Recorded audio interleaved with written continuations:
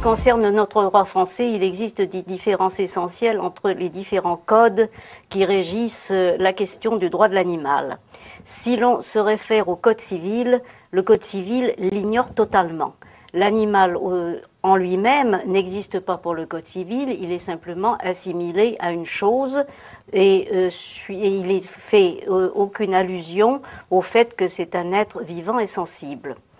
Si l'on se réfère également au code de l'environnement, on s'aperçoit que les animaux sauvages ne sont jamais protégés pour eux-mêmes et que la question de l'environnement se porte uniquement sur la préservation des espèces. Fort heureusement, il existe une autre législation beaucoup plus intéressante et plus protectrice pour l'animal.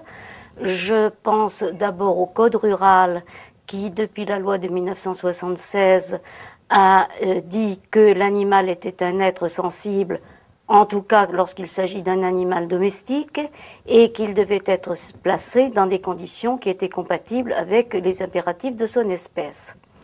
Mais le code qui protège le mieux l'animal et qui prend vraiment en compte sa souffrance personnelle et ses intérêts personnels, c'est notre code pénal, puisque plusieurs articles sont consacrés à l'interdiction de lui infliger de mauvais traitements et à l'interdiction de le tuer sans nécessité. Il faut dire que malheureusement, ce code et les articles du code sont tout à fait insuffisants, puisque dans l'article qui concerne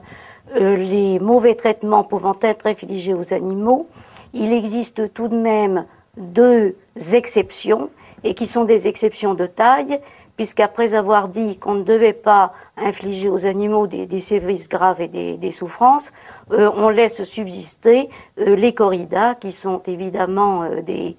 sources de profonde souffrance pour l'animal, et les combats de coqs, ces 2 spectacles, entre guillemets, étant vraiment des horreurs sanglantes qui ne sont pas dignes d'un code comme le code pénal français.